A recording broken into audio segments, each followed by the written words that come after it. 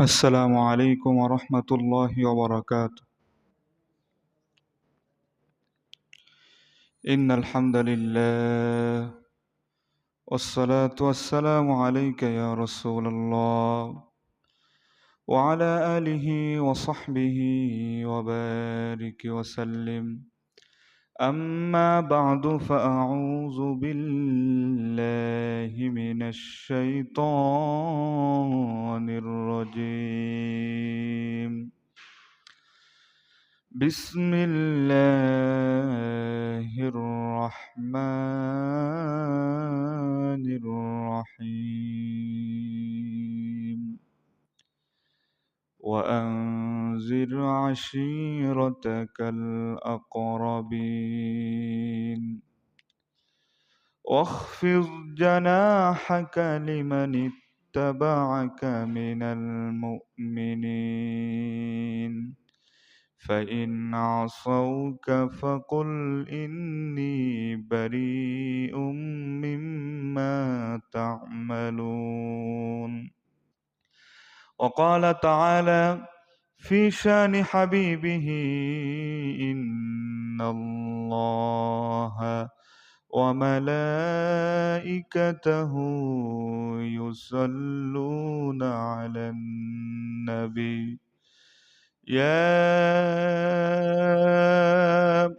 أيها الذين آمنوا صلوا عليه وسلموا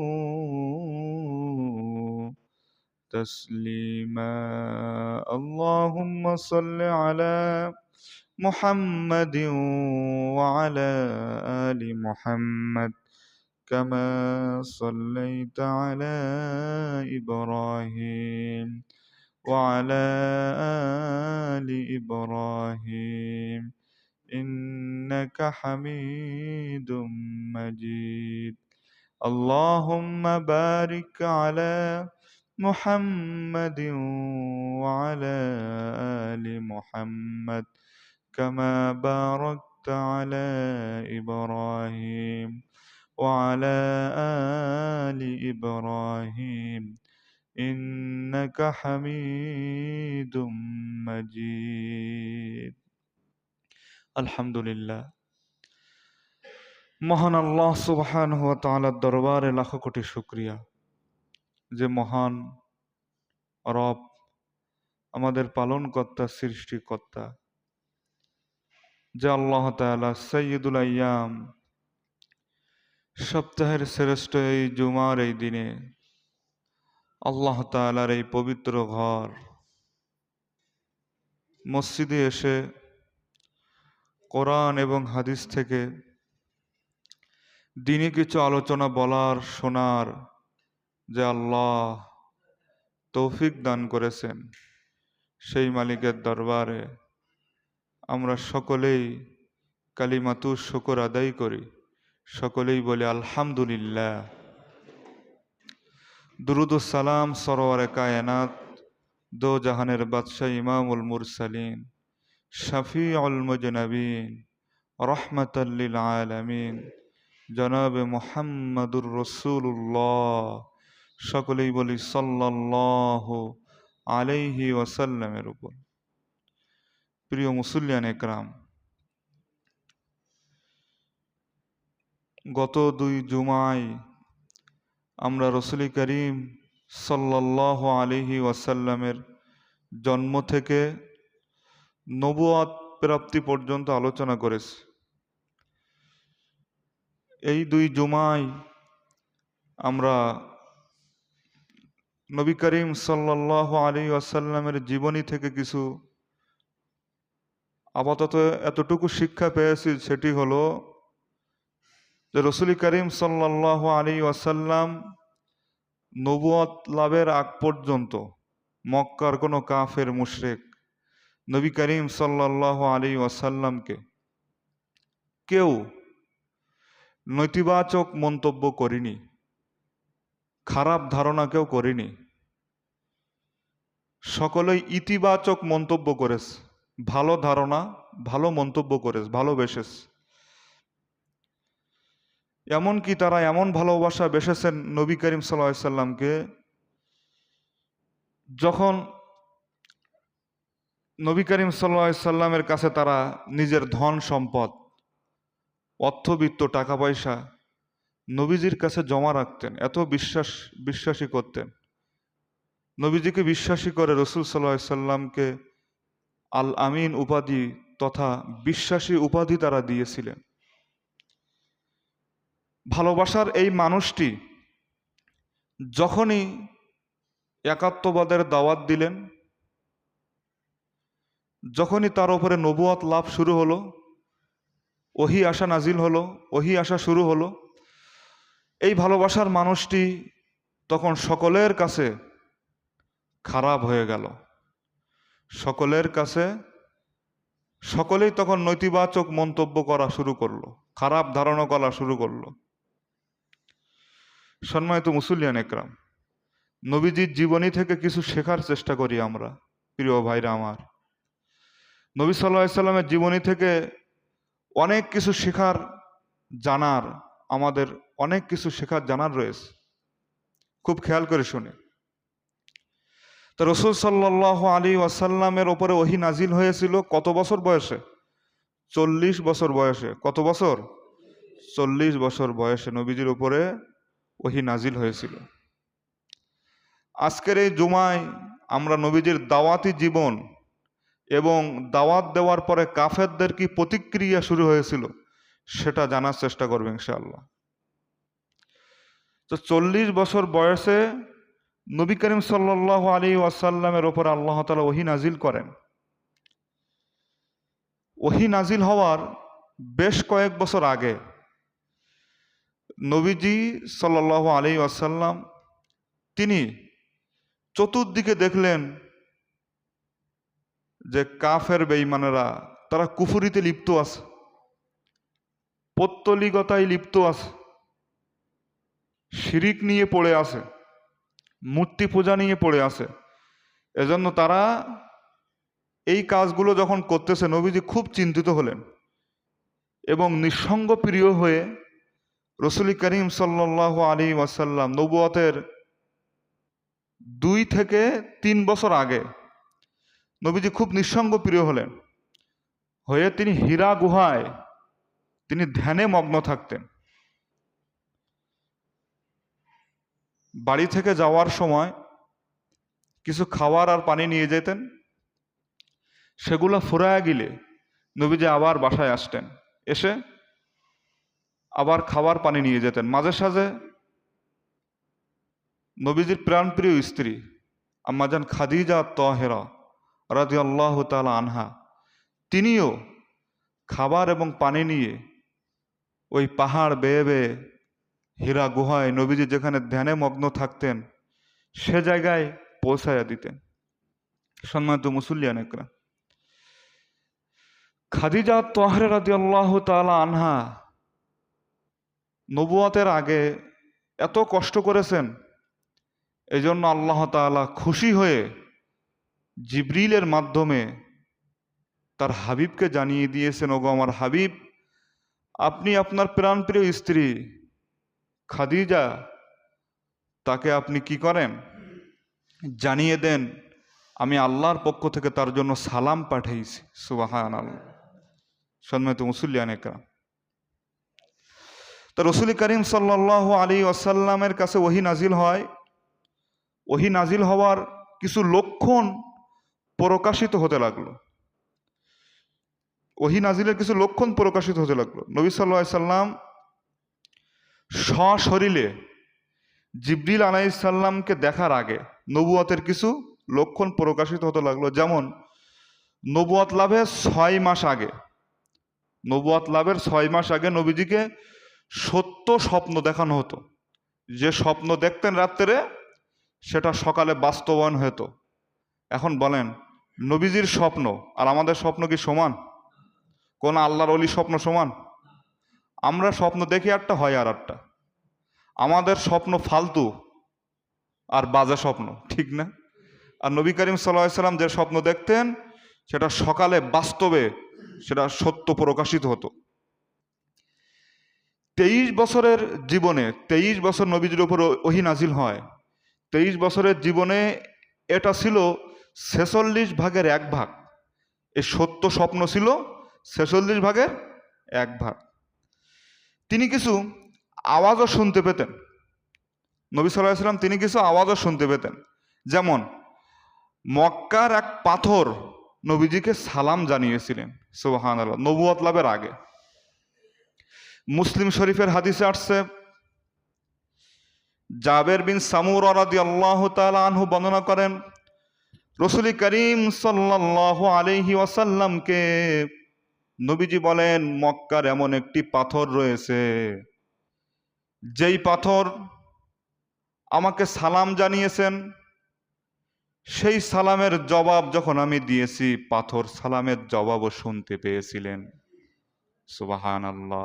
আচ্ছা বলেন তো, পাথরের সালামের জবাব কি আমরা, পাথরের শব্দ কি আমরা বুঝবো? পাথরের ভাষা আমরা বুঝতে পারবো না, কিন্তু সেই পাথরের ভাষা নবী করিম সাল্লাল্লাহু আলাইহি সাল্লাম বুঝতেন। তাহলে নবীজিকে স্বপ্ন দেখানো হতো, আবার কিছু আওয়াজও নবীজি শুনতে পেতেন, যেরকম এই পাথরের আওয়াজ। রাসূল করিম সাল্লাল্লাহু আলাইহি ওয়াসাল্লাম হিরা গুহায় তিনি মগ্ন থাকতেন। সশরীরে জিবরিল আলাইহিস সালামকে নবীজি কখনো দেখেন নাই। রাসূল করিম সাল্লাল্লাহু আলাইহি ওয়াসাল্লাম হিরা গুহায় মগ্ন থাকতে থাকতে রমাদান মাস চলে আসলো। লাইলাতুল কদর শেষ দশক। লাইলাতুল কদরে রাসূল করিম সাল্লাল্লাহু আলাইহি ওয়াসাল্লামের কাছে হঠাৎ করে জিবরিল আলাইহিস সালাম চলে আসলেন। জিবরিল আলাইহিস সালামকে নবীজি কোনো দিনের জন্য দেখে নাই। বিশাল বড় ফেরেশতা, 600 ডানা রয়েছেন। জিবরিল আলাইহিস সালাম যখন নবীজির কাছে আসলেন, নবীজি ভয় পেয়ে গেলেন। আচ্ছা বলেন তো, এত বড় ফেরেশতা যদি আমরা দেখি, ভয় পাবো না? কিসের ভয়? একটা গুলির আওয়াজটাই ভয়তে আমরা কেলাই যাই, ঠিক না? একটা বাজি ফুটলি ভয় পায়, ঠিক না?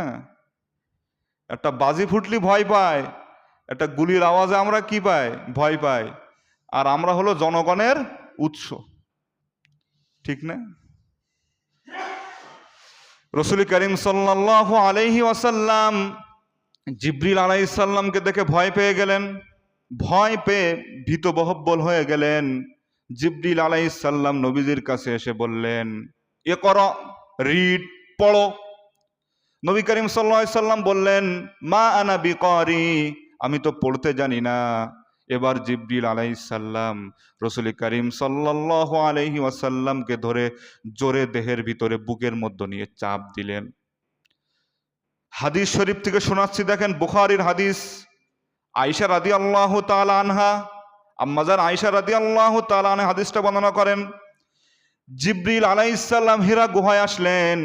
আসার পরে নবীজিকে ইকরা বললেন। নবীজি বললেন, আমি পড়তে জানি না, মা আনা বিকারি। নবীজিকে চাপ দিলেন। নবী সাল্লাল্লাহু আলাইহি সাল্লাম বলতেছেন, আমার খুব কষ্ট হলো। চাপ দিয়ে নবীজিকে ছেড়ে দিলেন। দেওয়ার পর আবার বললেন, ইকরা, অর্থাৎ পড়ো। নবীজি বললেন, সাল্লাল্লাহু আলাইহি সাল্লাম বললেন, মা আনা বিকারি, আমি তো পড়তে জানি না। সাইয়েদনা জিবরিল আলাইহিস সালাম দ্বিতীয়বার আবারও চাপ দিলেন। দ্বিতীয়বার চাপ দিয়ে আবার নবীজি বললেন, আমার খুব কষ্ট হচ্ছিল। আবার ছেড়ে দিলেন। দেওয়ার পরে আবার বললেন, ইকরা, পড়ো। নবী সাল্লাল্লাহু আলাইহি সাল্লাম বললেন, মা আনা বিকারি। এভাবে করে তিনবার নবীজি সাল্লাল্লাহু আলাইহি ওয়াসাল্লামকে জিবরিল আলাইহিস সালাম ধরে চাপ দিলেন, চাপ দিয়ে ছেড়ে দিলেন। তৃতীয়বার চাপ দিয়ে যখন ছেড়ে দিলেন, দেওয়ার পরে জিবরিল আলাইহিস সালাম এবার সূরাতুল আলাকের 5টা আয়াত তেলাওয়াত করে নবীজিকে শোনালেন। ইকরা বিসমি রাব্বিকাল্লাযী খলাক, খলাকাল ইনসানা মিন আলাক, ইকরা ওয়া রাব্বুকাল আকরাম, আল্লাযী আল্লামা বিল কলাম, আল্লামাল ইনসানা মা লাম ইয়ালাম। এভাবে 5টি আয়াত রাসূল করিম সাল্লাল্লাহু আলাইহি ওয়াসাল্লামের উপরে সর্বপ্রথম কি নাজিল হলো? ওহী নাজিল হলো। ইকরা বিসমি রাব্বিকাল্লাযী খলাক, পড়েন আপনার প্রভুর নামে যিনি আপনাকে সৃষ্টি করেছেন। খলাকাল ইনসানা মিন আলাক, যিনি জমাট বাঁধা রক্ত থেকে কি করেছেন? মানুষকে সৃষ্টি করেছেন। ইকরা ওয়া রাব্বুকাল আকরাম, পড়ুন আপনার রব তো বড় দয়ালু। আল্লাযী আল্লামা বিল কলাম, যিনি কলমের মাধ্যমে মানুষকে কি করেছেন? শিক্ষা দিয়েছেন। আল্লামাল ইনসানা মা লাম ইয়ালাম, আর তিনি মানুষকে যা শিক্ষা দিয়েছেন মানুষ তা জানতো না। কয়টা আয়াত নাজিল হলো বলেন তো? 5টা। এই সূরার নাম হলো সূরাতুল আলাক। সম্মানিত মুসল্লিয়ান ইকরাম, এর আগে কোনোদিন জিবরিল আলাইহিস সালামকে নবীজি দেখেন নাই। সাইয়েদনা জিবরিলকে দেখে রাসূল করিম সাল্লাল্লাহু আলাইহি ওয়াসাল্লাম ভয় পেয়ে গেলেন। হিরা গুহা থেকে তিনি নামলেন, নেমে এবার বাড়ির দিকে রওনা দিলেন। বাড়িতে চলে গেলেন, গিয়ে তার প্রাণ প্রিয় স্ত্রী আম্মাজান খাদিজা তাহেরাকে বললেন, জাম্মিলুনি জাম্মিলুনি, ও আমার প্রাণ প্রিয় স্ত্রী, আমি ভয় পেয়েছি, আমাকে কম্বল দিয়ে ঢেকে দাও। বলার পরে খাদিজা রাদিয়াল্লাহু তাআলা আনহা সাইয়েদিনা রাসূল করিম সাল্লাল্লাহু আলাইহি ওয়াসাল্লামকে কম্বল দিয়ে ঢেকে দিলেন। কম্বল দিয়ে ঢেকে দেওয়ার পরে নবী করিম সাল্লাল্লাহু আলাইহি ওয়াসাল্লামের যখন ভয় চলে গেল, নবীজি বললেন, ও আমার প্রাণ প্রিয় স্ত্রী খাদিজা, আমি আমার জীবনের ব্যাপারে আশঙ্কা করতেছি, কোনো অনিষ্ট আমাকে আক্রমণ করলো কিনা, কোনো জিন ভূত আমাকে আসর করলো কিনা। আমি আমার জীবনের ব্যাপারে ভয় পেতেছি, কারণ এর আগে কোনোদিন জিবরিল আলাইহিস সালামকে নবীজি দেখেন নাই। এ কথা বলার পরে আম্মাজান খাদিজা তাহেরা রাদিয়াল্লাহু তাআলা আনহা বললেন, কাল্লা, কখনো নয়, আপনাকে কোনো অনিষ্ট ক্ষতি করতে পারে না। কারণ হলো আপনি আত্মীয়তা সম্পর্ক বজায় রাখেন। স্ত্রী স্বামীকে সার্টিফিকেট দিচ্ছে কিভাবে দেখেন, যে আপনি আত্মীয়তা সম্পর্ক বজায় রাখেন, আপনি সত্য কথা বলেন। রাসূল করিম সাল্লাল্লাহু আলাইহি ওয়াসাল্লামের ঘরে 15 বছর হয়ে গিয়েছে। আচ্ছা বলেন তো, নবীজি যখন বিয়ে করেছিলেন বয়স ছিল কত বছর? নবীজির বয়স কত ছিল? আর ওহী নাজিল হচ্ছে 40 বছর, তাহলে কত বছর? 15 না? ঠিক না? এটা কিন্তু একটা ক্লাস, বিগত যা বলে দিয়েছে সব ধরবো, পড়া না পারলে মাইরা আছে নাকি? প্রিয় ভাইরা আমার প্রাণ প্রিয় মুসল্লিয়ান একরাম, আমরা শিক্ষার জন্য কথা বলবো, ঠিক না? তাহলে এই 15 বছর শিক্ষা, 15 বছর নবীজির নিজের কাছে থেকেছেন। নবীজির স্ত্রী খাদিজা তিনি সাক্ষ্য দিচ্ছেন যে আপনি আত্মীয়তার সম্পর্ক বজায় রাখেন এবং আপনি সবসময় সত্য কথা বলেন, আপনাকে কেউ ক্ষতি করতে পারবে না, আপনি আপনার জীবনের ব্যাপারে আশঙ্কা হয়েন না। তিনি আরো বললেন যে আপনি অসহায়দের বোঝা লাঘব করে দেন, আপনি দান করেন, আপনি মেহমানদারি করান, আর হকের পথে যখন মানুষ থাকে, যে সমস্ত মানুষগুলো বিপদ মুসিবতে পড়ে, তখন আপনি তাদেরকে সাহায্য করেন।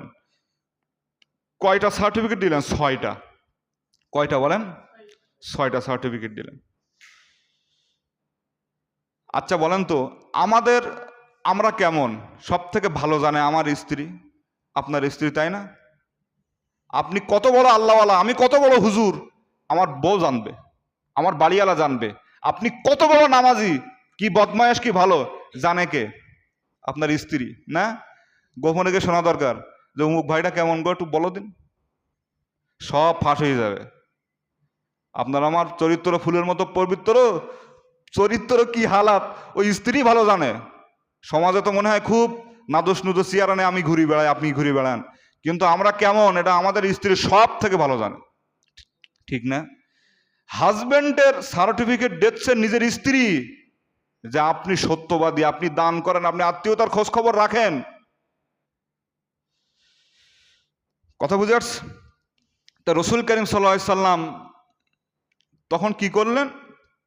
খাদিজা রাদিয়াল্লাহু তাআলা আনহা যখন এগুলো বললেন, বলার পরে এবার আম্মাজান খাদিজা তাহেরা রাদিয়াল্লাহু তাআলা আনহা রাসূল করিম সাল্লাল্লাহু আলাইহি ওয়াসাল্লামকে নিয়ে তার চাচাতো ভাই ওয়ারাকা বিন নওফেল তার কাছে নিয়ে গেলেন।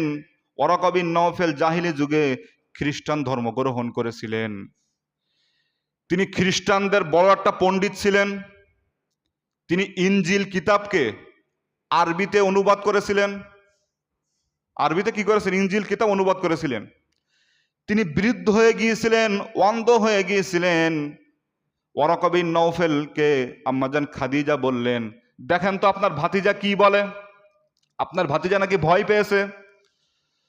তখন রাসূল করিম সাল্লাল্লাহু আলাইহি ওয়াসাল্লাম ওয়ারাকা বিন নওফেলের কাছে গিয়ে হীরা গুহায় যা যা ঘটেছিল সবগুলা খুলে বললেন।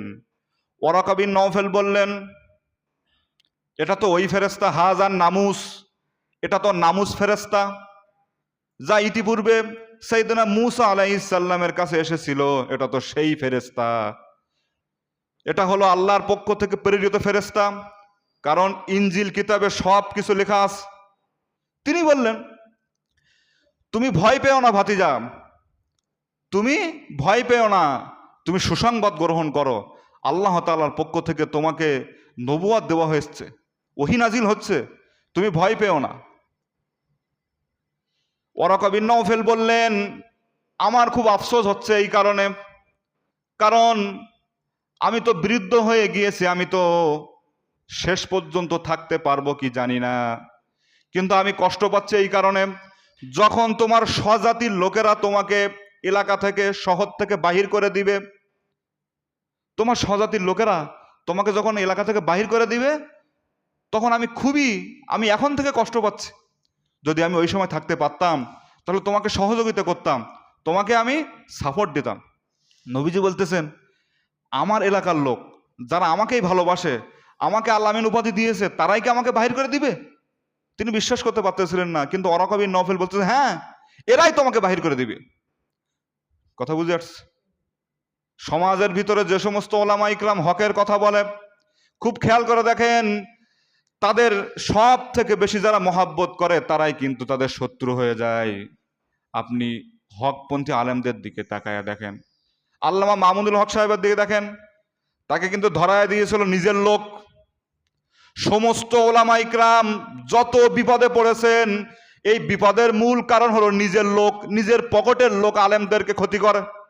নবীদেরও ক্ষতি করেছেন নাকি? খেয়াল করে দেখেন, সব থেকে নিজের লোক ক্ষতি করে। নবী সাল্লাল্লাহু আলাইহি ওয়াসাল্লাম, নবীদের সুন্নাত। হকপন্থী আলেম আজকে দেখেন, আমি আপনাদের কাছে সকলের কাছে প্রিয়, ঠিক না? এমন একটা সময় আসবে, আল্লাহ না করুক, যারা আমাকে বেশি মহব্বত করে তারাই বলবে হুজুরকে বাহির করো। হতে পারে, পারে কি না? এটা নবীদের সুন্নাত, নবীদের রিসালাত, মানে নবীদের পথ অনুসরণ করে আসতেছে। এজন্য সকলের আগে আমাদের কোরআন সুন্নাহ মোতাবেক জীবন চালানো দরকার। যদি কোরআন হাদিসের জ্ঞান থাকে তাহলে হকপন্থী আলেমদের বিরোধিতা আমরা কেউ করব না। তা নবী সাল্লাল্লাহু আলাইহি ওয়াসাল্লাম অবাক হলেন যে, কি বল, আমার লোক যারা আমাকে এত মহব্বত করে, ভালোবাসে, তারাই আমার এলাকা থেকে বাহির করে দিবে? বলল, হ্যাঁ, তোমাকে তোমার এলাকা থেকে বাহির করে দিবে। ওয়ারাকা বিন নওফেল বললেন, এর আগে যারাই দায়িত্ব পালন করেছে তাদেরকে হিজরত করতে হয়েছে। মূসা আলাইহিস সালাম মিশর ছেড়ে তিনি হিজরত করিয়েছেন মাদিয়ানে, ইউসুফ আলাইহিস সালাম কেনান ছেড়ে মিশরে হিজরত করেছেন। যারাই তোমার এই দায়িত্ব পেয়েছেন তারাই কি করেছেন? হিজরত করেছেন। তারা তাদের স্বজাতির লোকেরা দেশ থেকে বাহির করে দিয়েছে। এরপর নবী করিম সাল্লাল্লাহু আলাইহি ওয়াসাল্লাম ওখান থেকে আসলেন, এসে এবার কি করলেন? আবার তিনি হীরা গুহায় চলে গেলেন। তিনি অপেক্ষায় ছিলেন যে আমার রব আমাকে আবার ওহী নাজিল করবেন, কিন্তু ঘটনাক্রমে বেশ কয়েকদিন ওহী আর নাজিল হয় না, ওহী আর নাজিল হয় না, ওহী বন্ধ হয়ে গেল। রাসূল সাল্লাল্লাহু আলাইহি ওয়াসাল্লাম পেরেশানি হয়ে গেলেন, কি ব্যাপার, আমার রব কি আমার উপর অসন্তুষ্ট হয়েছেন? ওহী নাজিল হয় না কেন? নবী সাল্লাল্লাহু আলাইহি ওয়াসাল্লাম পেরেশানি হয়ে তিনি পাহাড় থেকে লাফ দিবেন, লাফ দেওয়ার উপক্রম। একটু আগে বললাম না, নবীজির ওহী নাজিলের আগে নবীজি কিছু আওয়াজও শুনতে পেতেন। তখন তিনি আকাশ থেকে আওয়াজ শুনলেন। জিবরিল আলাইহিস সালাম বললেন, ওগো রসুল, আপনি হতাশ হয়েন না, পেরেশানি হয়েন না, আপনি অপেক্ষা করুন, আপনার উপরে আল্লাহর পক্ষ থেকে আবার ওহী নাজিল হবে। কথা শুনতেছেন ভাই? ধারাবাহিক আলোচনা করতেছি আমি, ঠিক না? বুখারী থেকে শোনাচ্ছি, দেখেন বুখারীর হাদিস। জাবের বিন আব্দুল্লাহ রাদিয়াল্লাহু তাআলা তিনি বর্ণনা করেন, তিনি নবী করিম সাল্লাল্লাহু আলাইহি ওয়াসাল্লামকে বলতে শুনেছেন, হেরা গুহায় ওহী তো নাজিল হয়েছিল, ওহী নাজিল হওয়ার পরে কিছুদিন বন্ধ ছিল না, এটাকে আরবিতে বলে ফাতরাতুল ওহী, মানে ওহীর বন্ধ, ওহী কিছুদিন বিরতি ঘোষণা।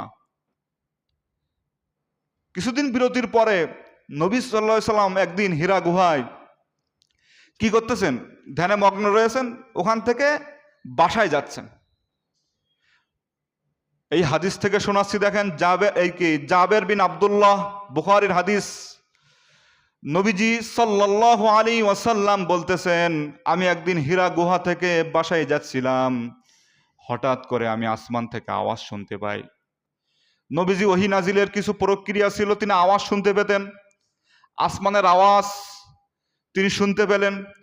নবী সাল্লাল্লাহু আলাইহি সাল্লাম পথ চলাকালীন আসমানের দিকেও তাকালেন, তাকায়া দেখলেন আসমান জমিন বরাবর বিশাল একটা চেয়ার, আর সেই চেয়ারের উপরে বসা আছেন যেই ফেরেশতা কিছুদিন আগে হীরা গুহায় ওহী নিয়ে আসছিলেন, সেই ফেরেশতাকে দেখলেন বিশাল আকৃতি নিয়ে বসে আছেন চেয়ারের মধ্যে।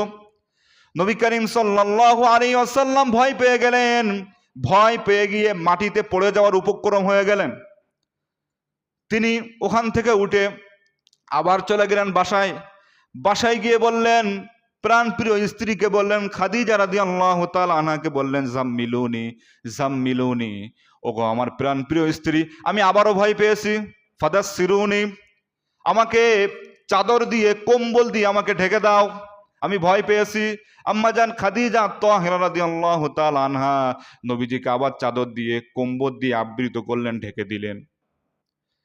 কিছুক্ষণ পরে এবার ওহী নাজিল হওয়া শুরু হলো। আবার আল্লাহ তাআলা রাসূল করিম সাল্লাল্লাহু আলাইহি ওয়াসাল্লামকে ওহী নাজিল করে জানাচ্ছেন, কোরআনুল কারীমে সূরাতুল মুদ্দাসসিরের কিছু আয়াত আল্লাহ তাআলা নাজিল করলেন। আল্লাহ তাআলা বললেন, ইয়া আইয়ুহাল মুদ্দাসসির কুম ফাআনজির ওয়া রাব্বাকা ফাকাব্বির ওয়া সিয়াবাকা ফাতাহহির ওয়ার রুজুজা ফাহজুর। আল্লাহ তাআলা এই কিছু আয়াত সে সময় নাজিল করলেন। আল্লাহ তাআলা বললেন, ইয়া আইয়ুহাল মুদ্দাসসির, হে চাদর আবৃতিকারী, হে চাদর আবৃতিকারী ব্যক্তি উঠুন, কুম উঠুন, ফাআনজির মানুষদেরকে সতর্ক করুন, ওয়া রাব্বাকা ফাকাব্বির আপনার রবের বড়ত্ব ঘোষণা করুন, ওয়া সিয়াবাকা ফাতাহির আর আপনার পোশাক আপনি পবিত্র করুন, ওয়ার রুজজা ফাহজুর অপবিত্র থেকে আপনি নিজেকে পবিত্র করুন। এই কয়েকটি আয়াত আল্লাহ তাআলা রাসূল করিম সাল্লাল্লাহু আলাইহি ওয়াসাল্লামের উপরে নাজিল করলেন। সম্মানিত মুসলিয়ান, এবার শুনুন ওহী নাজিল হওয়ার কিছু প্রক্রিয়া, কিভাবে ওহী নাজিল হতো। মোট 7 তরিকায়, কয় তরিকায়? 7 তরিকায় নবীজির উপরে ওহী নাজিল হতো। কয় তরিকায়? কোনদিন শুনেছেন এটা? শুনেছেন মনে হয় নাকি? শোনেন না? 7 তরিকায়। একটা তরিকা হলো সত্য স্বপ্ন। একটু আগে বললাম না আলোচনার শুরুতে যে নবীজি যা স্বপ্ন দেখতেন সেটা সত্য হয়ে যেত, এটা ওহী। এটাও কি? দ্বিতীয় হলো জিবরিল আলাইহিস সালাম না এসে দূর থেকে নবীজির কলবে ওহী পক্ষভেদ করতেন দূর থেকে, এই একটা। তৃতীয় হলো জিবরিল আলাইহিস সালাম মানুষের বেশ ধরে আসতেন, মানুষের বেশ ধরে। যেরকম আপনারা একটা সাহাবার নাম শুনেছেন, দাহিয়াতুল কলবি, শুনেছেন না? যারা একটু ইসলাম প্রিয়, যারা একটু পড়াশোনা করেন তারা জানেন, আর যারা পড়াশোনা করে না তারা তো জানে না নাকি? যারা একটু আলোচনাও শোনেন ওয়াজ নসিহত তারা জানেন যে দাহিয়াতুল কলবি বলে একজন সাহাবী ছিলেন, খুব সুন্দর দেখতে। যেরকম একটা হাদিস আছে, হাদিসে জিবরিল, আপনারা শুনেছেন কি জানি না, যে একজন ব্যক্তি আসলেন, আগন্তুক ব্যক্তি, নবীজি সাল্লাল্লাহু আলাইহি ওয়াসাল্লামের হাঁটুর সাথে হাঁটু মিশালেন, জানেন তো, চুলগুলো উস্কো খুস্কো, শুনেছেন মনে হয়। যাক, ওদিকে যাচ্ছি না, ওদিকে গেলে আবার সময় শেষ, অলরেডি 10 হয়ে গেছে। তো রাসূল সাল্লাল্লাহু আলাইহি ওয়াসাল্লামের উপরে ওহী নাজিল হতো। জিবরিল আলাইহিস সালাম দাহিয়াতুল কলবির সূরাতে আসতেন, মানে সুন্দর চেহারা ছিলেন এই সাহাবার, মানুষের বেশ ধরে আসতেন। এটা কত? 3। 4 নম্বর হলো মাঝে মাঝে ঘণ্টা ধ্বনির ন্যায় প্রচণ্ড কষ্ট হতো নবীজির। তখন ঘণ্টা ধ্বনির ন্যায় ওহী নাজিল হতো, ঠন ঠন করে শব্দ হতো। আর এই ওহী নাজিলের প্রক্রিয়াটা নবীজির ভীষণ কষ্ট হতো। শীতের সময় নবীজির দেহ মোবারক ঘেমে যেতেন। বুখারীর হাদিস আসছে, যায়েদ বিন সাবেত রাদিয়াল্লাহু তাআলা আনহু তিনি বলেন, নবীজির ওজন বেড়ে যেত। একবার নবী সাল্লাল্লাহু আলাইহি ওয়াসাল্লাম আমার পাশে বসা, কে বলতেছেন? যায়েদ বিন সাবেত। তা নবীজির পা মুবারক আমার দাপনার সাথে লেগে আছে এভাবে। তখন ওহী নাজিল হচ্ছে হঠাৎ করে ঘণ্টা ধ্বনির ন্যায়। তা নবীজির ওজন বেড়ে গিয়েছেন, আমার কাছে মনে হচ্ছে আমার দাপনা যেন ভেঙে চুরে তছনছ হয়ে যাচ্ছে, এত নবীজি ভারী হয়ে গিয়েছেন। তা ঘণ্টা ধ্বনির ন্যায় ওহী নাজিল হতো। সম্মানিত মুসলিম ইকরাম, এটা 4 নম্বর। 5 নম্বরে নিজের আকৃতি দিয়ে সশরীরে জিবরিল আসতেন। যেরকম একটু আগে বললাম না যে 5টা আয়াত নাজিল হলো সূরা আলাকের। 6 নম্বরে একেবারে আল্লাহ তাআলা সরাসরি ওহী নাজিল করতেন। যেমন মেরাজের রাত্রে আল্লাহকে স্বয়ং আল্লাহ তাআলা বাড়িতে ডেকে নবীজির উপরে ওহী নাজিল করলেন সশরীরে। 7 নম্বরে ফেরেশতার কোনো মাধ্যম ছাড়াই নবীজির অন্তরে আল্লাহ তাআলা ওহী ঢেলে দিতেন, ফেরেশতার কোনো মাধ্যম ছাড়াই। সম্মানিত মুসলিয়ান ইকরাম, তো এই 7 তরিকায় ওহী নাজিল হতো। কয় তরিকায়? 7 তরিকায়। সূরাতুল মুদ্দাসসিরের কয়েকটি আয়াত যখন নাজিল হলো, এই ওহী নাজিল হওয়ার পরে রাসূল করিম সাল্লাল্লাহু আলাইহি ওয়াসাল্লাম এবার ঘুম থেকে, অর্থাৎ চাদর মুড়ি দেওয়া ছিলেন, ওখান থেকে উঠলেন। ওঠার পরে এবার রাসূল করিম সাল্লাল্লাহু আলাইহি ওয়াসাল্লামকে আল্লাহ যখন বললেন, হে চাদর আবৃত্তিকারী ব্যক্তি, কুম ফাআনজির, আপনি উঠুন আর মানুষদেরকে সতর্ক করুন। তখন রাসূল করিম সাল্লাল্লাহু আলাইহি ওয়াসাল্লাম উঠেই সবার আগে দাওয়াত দিলেন নিজের স্ত্রী, সবার আগে নিজের বাড়িতে দাওয়াত দিলেন। সবার আগে কাকে দাওয়াত দিলেন? নিজের বাড়িতে নিজের স্ত্রীকে দাওয়াত দিলেন। নিজের স্ত্রীকে দাওয়াত দিলেন, দাওয়াত দিয়ে বললেন, ওগো আমার প্রাণপ্রিয় স্ত্রী খাদিজা, তুমি কি বিশ্বাস করবা নাকি আমার কাছে আল্লাহর পক্ষ থেকে ফেরেশতা এসেছেন, আমার উপরে ওহী নাজিল করা হয়েছে, আমাকে রিসালাতের দায়িত্ব দেওয়া হয়েছে। তুমি কি বিশ্বাস করবা নাকি? তুমি কি আমার উপরে ঈমান আনবে নাকি? খাদিজা তাহেরা রাসূল করিম সাল্লাল্লাহু আলাইহি ওয়াসাল্লামের সাথে সংসার করছেন কত বছর? 15। সবাই বলেন, 15 বছর সংসার করতেছেন। খাদিজা তাহেরা নবীজিকে বলতেছেন, ওগো আমার প্রাণপ্রিয় স্বামী আমার, দীর্ঘ 15টি বছর আপনার সাথে আমি সংসার করতেছি। আপনার চরিত্র দেখে আমি বুঝতে পেরেছি এই চরিত্র কোনো সাধারণ মানুষের চরিত্র হতে পারে না। আপনার আখলাক দেখে বুঝতে পেরেছি এই আখলাক কোনো মানুষের আখলাক হতে পারে না। সুতরাং কোনো প্রকার আপত্তি না জানিয়ে আমি সবার আগে আপনার উপরে ঈমান আনলাম, লা ইলাহা ইল্লাল্লাহু মুহাম্মাদুর রাসূলুল্লাহ সাল্লাল্লাহু আলাইহি ওয়াসাল্লাম। সবার আগে কে ঈমান আনলেন? খাদিজাতুল কুবরা, আম্মাজান খাদিজা তাহেরা রাদিয়াল্লাহু তাআলা আনহা। এরপর রাসূল করিম সাল্লাল্লাহু আলাইহি ওয়াসাল্লাম 2 নম্বরে দাওয়াত দিলেন তার প্রাণপ্রিয় বন্ধু। আপনার আমার বন্ধুও জানে আমাদের কেমন চরিত্র, আপনার আমার বন্ধুও জানে যাদের সাথে চার দোকানে আমরা আড্ডা দেই, যাদের সাথে আমরা সময় কাটাই, তারা কিন্তু জানে আমি কেমন, তারা কিন্তু জানে আপনি কেমন। আমার বন্ধু জানে আমি কেমন, ঠিক না? যারা আমার কাছেই থাকে। তা রাসূল সাল্লাল্লাহু আলাইহি ওয়াসাল্লামের বন্ধু, সব থেকে কাছের বন্ধু ছিলেন আবু বকর সিদ্দিক। আবু বকর রাদিয়াল্লাহু তাআলা আনহু নবী সাল্লাল্লাহু আলাইহি ওয়াসাল্লামের বয়সের থেকে নবী সাল্লাল্লাহু আলাইহি ওয়াসাল্লামের 2 বছরের ছোট ছিলেন তিনি। কে ছিলেন? আবু বকর রাদিয়াল্লাহু তাআলা আনহু। নবী করিম সাল্লাল্লাহু আলাইহি ওয়াসাল্লাম আবু বকরকে গিয়ে বললেন, ওগো আবু বকর, তুমি কি বিশ্বাস করবে নাকি আমার উপরে ওহী নাজিল হচ্ছে? জিবরিল আমার কাছে আসছে আল্লাহর তরফ থেকে, সব কিছু খুলে বললেন। আবু বকর রাদিয়াল্লাহু তাআলা আনহু বললেন, ওগো আমার প্রাণপ্রিয় বন্ধু, আমি দেখতে পেয়েছি খুব কাছ থেকে আপনাকে, আপনার কথাবার্তা, আপনার চাল চরণ, আপনার আচার ব্যবহার সাধারণ মানুষের মতো হতে পারে না। সুতরাং কোনো প্রকার আপত্তি আমি জানাচ্ছি না, আমি আপনার উপরে ঈমান এনে ঈমান গ্রহণ করতেছি। লা ইলাহা ইল্লাল্লাহু মুহাম্মাদুর রাসূলুল্লাহ। আবু বকর রাদিয়াল্লাহু তাআলা আনহু, তিনি মক্কার ধনাঢ্য ব্যবসায়ী ছিলেন, তিনিও ইসলাম কবুল করলেন। 2 বছরের ছোট ছিলেন নবীজির থেকেও। এরপর তৃতীয় জন ইসলাম কবুল করলেন নবীজির চাচাতো ভাই শেরেখুদা আলী রাদিয়াল্লাহু তাআলা আনহু। তার বয়স ছিলেন তখন 8 বছর, কোন কোন বর্ণনা আসছে 10 বছর। এরপরে চতুর্থ ইসলাম ধর্ম গ্রহণ করলেন নবীজির পালক পুত্র যায়েদ বিন হারেসা। জাহিলি যুগে তিনি গোলাম হিসেবে বিক্রি হয়েছিলেন যায়েদ বিন হারেসা। আম্মাজান খাদিজা আত-তাহেরা রাদিয়াল্লাহু তাআলা আনহা নবীজির কাছে যায়েদ বিন হারেসা, পালক পুত্র নবীজির কাছে যায়েদ বিন হারেসাকে সুপর্দ করে দিলেন। কিছুদিন পরে তার বাবা মা আসলেন, এসে বললেন, ওগো বেটা, তুমি বাড়িতে ফিরে চলো, বাড়িতে চলো, তোমার ধন সম্পদ সবগুলো তোমার আব্বা আম্মা বুঝাইয়া দিবেন।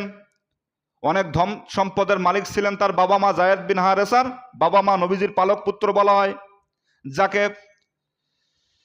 তখন রাসূল করিম সাল্লাল্লাহু আলাইহি ওয়াসাল্লামের কাছে আসলেন, তার আত্মীয় স্বজন পরিবারের লোক এসে বললেন, মুহাম্মদ সাল্লাল্লাহু আলাইহি ওয়াসাল্লাম, আমাদের সন্তানকে আপনি ফিরাইয়া দেন। নবীজি বললেন, দেখো, আমি এমন মানুষ নই, আমার কাছে কেউ যদি থাকতে চায় তাকে আমি জোর করে বাহির করে দিব।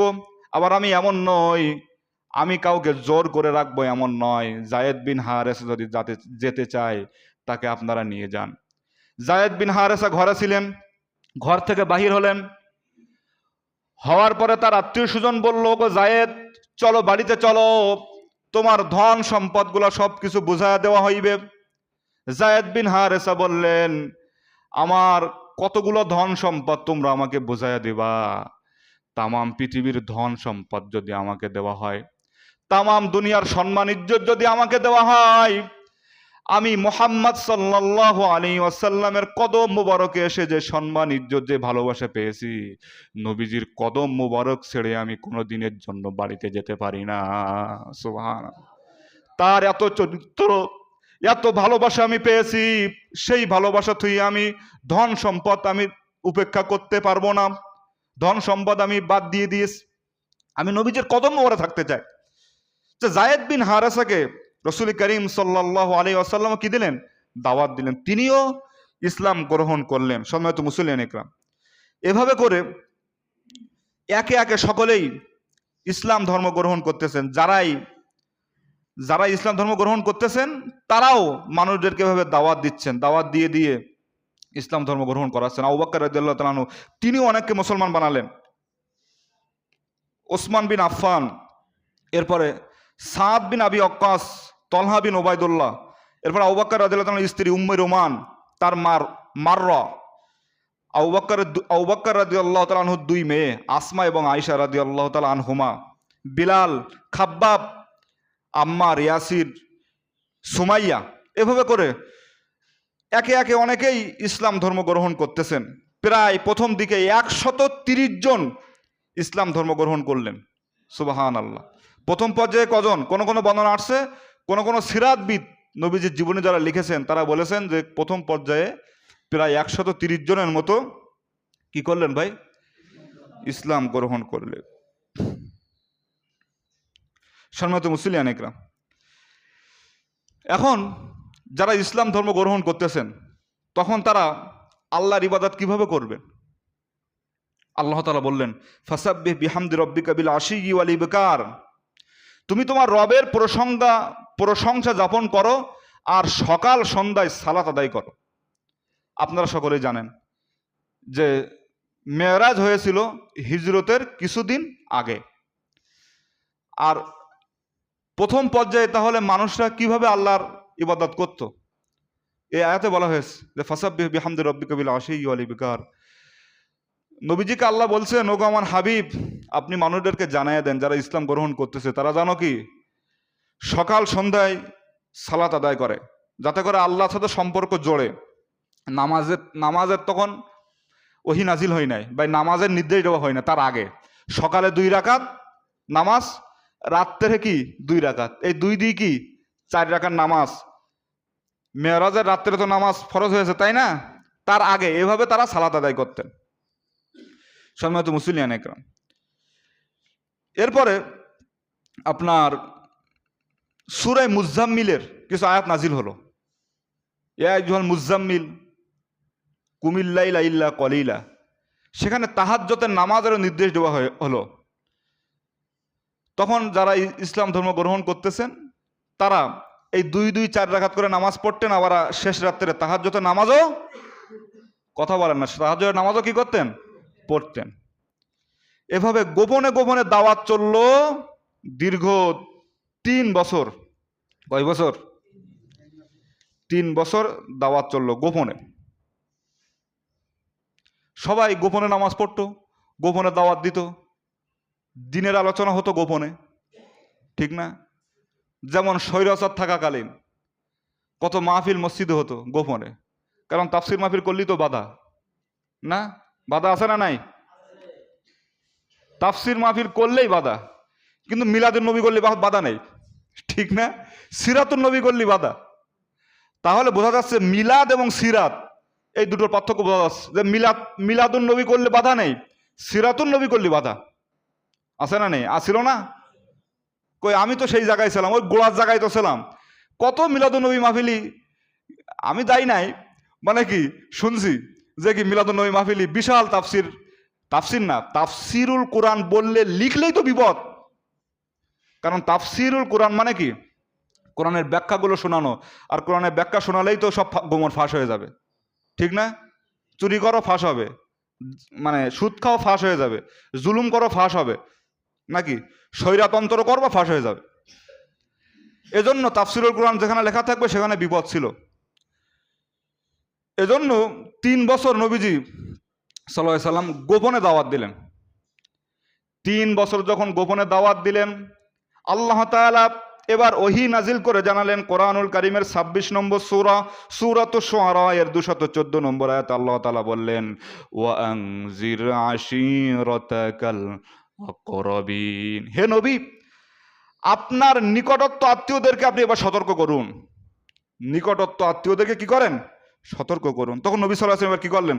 বনু কুরাইশ, বনু হাশেম, বনু মুত্তালিব, বনু আব্দে মানাফ, এ সমস্ত গোত্র প্রায় 45 জন লোককে একত্রিত করলেন। নবীজি একত্রিত করলে তাদেরকে বোঝালেন যে তোমরা যে মূর্তি পূজা করতেছো, তোমরা যে শিরিক করতেছো, এগুলোর সাথে কোনো সম্পর্কিত ইসলামের নেই, আর এগুলো ভিত্তিহীন, ঠিক না? যার কাছে চাইতেছো সে তো কিছু ভালোও করতে পারে না, খারাপও করতে পারে না, তাকে আবার তোমরা ভাঙতেছো। এভাবে বুঝালেন। এভাবে যখন বুঝালেন, তার মধ্যে ছিল আবুল আহাব। আবুল আহাব বলতেছো ভাতিজা মুহাম্মদ সাল্লাল্লাহু আলাইহি ওয়াসাল্লাম এতজন তো খুব ভালোই ছিলে, এখন আবার কের কি দাওয়াত দিচ্ছ? এসব বন্ধ করো। প্রথমবার তোমাকে সতর্ক করলাম, যদি বন্ধ না করো তাহলে কি গোটা আরব তোমার বিরুদ্ধে লেগে যাবে, আমরা কিন্তু তোমাকে সাহায্য করতে পারবো না। এগুলো বন্ধ করো। এগুলো বন্ধ না করলে তোমার অসুবিধা আছে। এবার একটা প্রশ্ন করি, নবীজি কার কাছে লালিত হচ্ছিলেন বলেন তো? দেখি কে বলতে পারে। নবীজি কার কাছে লালিত পালিত হচ্ছিলেন? কেউ জানে না। আবু তালেব, নবীজির চাচা। বললাম না, নবী সাল্লাল্লাহু আলাইহি সাল্লামের মা মারা গেলেন, বাবা মারা গেলেন, দাদা মারা গেলেন, তারপরে নবীজির চাচার কাছে লালিত হচ্ছিলেন। আলোচনা তো শোনেন না, শুধু আসে না, শুধু মানে অন্তরে কান না দিয়ে এই কান দেন। এগুলো তো ফায়দা হবে না ভাই, শুনতে হবে তো। এত সুন্দর, এত বিষয়ভিত্তিক আলোচনা করি, বিভিন্ন সিরাত থেকে নিয়ে, বিভিন্ন গ্রন্থ থেকে আমি কানেক্ট করে নিয়ে, এগুলো শুনতে হবে। নবীজি লালিত হচ্ছিলেন আবু তালেব, তার চাচার কাছে, ঠিক না? চাচাকেও দাওয়াত দিলেন। তখন চাচা বললেন, মুহাম্মদ সাল্লাল্লাহু আলাইহি সাল্লাম, তুমি যা দাওয়াত দিচ্ছ খুব ভালো লাগে, তোমার কথাগুলো যুক্তি আছে, তোমাকে আমি সাহায্য করব, সাপোর্ট করব, কিন্তু আমি যে ধর্মের ভিতরে আছি, বনু মুত্তালিবের এই ধর্মটা আমি ছাড়তে মন চাই না আমার। আমি এটাই গ্রহণ করব, এটাই আমি মেনে চলবো, কিন্তু তোমাকে আমি সাপোর্ট করব, তোমার বিরোধিতা করব না। এরপরে কি হয়েছিল সেই কথা আগামী জুমা থেকে বলবো ইনশাআল্লাহ। আল্লাহ তাআলা আমাদের সকলকে যেগুলো বললাম মানার বোঝার তৌফিক দান করুক। সর্বশেষ যে নসিহাত সেটি হলো, নসিহাত না, এটা গত জুমায় বা বেশ কয়েক জুমা আগে বলার চেষ্টা করি, কিন্তু বিভিন্ন জুমায় কালেকশন আসার কারণে আমরা বলতে পারি না। প্রিয় ভাই, আমাদের এখানে যে মাদ্রাসাটা হয়েছে বছর শেষের দিকে এখন, এজন্য খুব চেষ্টা করতেছি আমিও চেষ্টা করতেছি কয়েকজন ছাত্র কানেক্ট করা যায় কিনা। আপনারা জেনে খুশি হবেন যে আমাদের এখানে ভর্তি থেকে শুরু করে সকল কিছু ফ্রির ব্যবস্থা করা হয়েছে আলহামদুলিল্লাহ, এবং এক সেট করে পোশাকও এক আল্লাহর বান্দাও দিতে চেয়েছেন।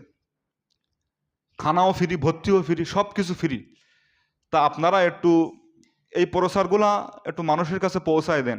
অলরেডি আমাদের প্রতিষ্ঠান শুরু হয়ে গিয়েছে, একটা ছাত্র আসছে, এসো এদিকে এসো। এই ছাত্রটা আমাদের প্রতিষ্ঠানে ভর্তি হয়েছেন, এই ছাত্রটা। হ্যাঁ, এজন্য আপনারাও একটু যোগাযোগ করেন। 2, 5টা 10টা ছাত্র যদি হয় তাহলে আমাদের এখানে কোরআনে আওয়াজ হবে, ঠিক না? সব কিছু ফ্রি, সব কিছু ফ্রি। যাও তার, আচ্ছা আচ্ছা, আলহামদুলিল্লাহ। আচ্ছা, মামুন ভাই, ঠিক আছে। হ্যাঁ বলছিলেন, আমার এখন হয়তো স্মরণ ছিল না। যাক, আর একটা বাচ্চা আসছেন আলহামদুলিল্লাহ। এভাবে 2, 5টা 10টা যদি বাচ্চা আমাদের হয়ে যায়, খানা দেওয়ার জন্য অলরেডি কয়েকজন মানুষ আমাদের প্রস্তুত আছে ইনশাল্লাহ। আপনারাও শরিক হবেন এগুলো মেকআপ হয়ে যাওয়ার পরে, তাই না? তা ঠিক আছে, আপনারা একটু সবাই আত্মীয় স্বজনের বাসায় একটু খবর দেন, সকলে একটু যেখানে কাজ কামে যান একটু প্রসার করেন, যাতে করে কি আমাদের এখানে কিছু ছাত্র আসে। অলরেডি ক্লাসও শুরু হয়ে গিয়েছে, একটা ছাত্র আলহামদুলিল্লাহ আজকে আসছেন। এভাবে হয়ে যাবে ইনশাল্লাহ। আপনারা সকলেই দোয়া করবেন, আমিও চেষ্টা করতেছি, আপনারাও। আমরা সকলেই মিলে আল্লাহ রসুলের এই প্রতিষ্ঠান যদি আমরা সম্পর্ক থাকতে পারি, একটা ছাত্র দিয়ে হোক, একটা ছাত্রকে লজিন দিয়ে হোক, ঠিক না? একটা ছাত্রকে কি কিছু সহযোগিতা করে হোক, ভালো কথা বলে হোক, শিক্ষকতা করে হোক, এই ওসিলা আল্লাহ আমাদেরকে মাফ করতে পারে না? আল্লাহ তো ওসিলা তালাশ করবেন। এজন্য আমরা সকলেই এই প্রতিষ্ঠানের দিকে খেয়াল রাখবেন তো ইনশাল্লাহ? আমরা সকলেই রাখবো ইনশাল্লাহ। আল্লাহ তাআলা আমাদের সকলকে এই প্রতিষ্ঠান, আমাদের এই মসজিদ, এই প্রতিষ্ঠান যেন কিয়ামতের ময়দানে আল্লাহ তাআলা আমাদের এই প্রতিষ্ঠান, এই ছাত্ররা যেন আমাদের নাজাতের ওসিলা হয়ে যায়। সকলে বলে আল্লাহুম্মা আমিন।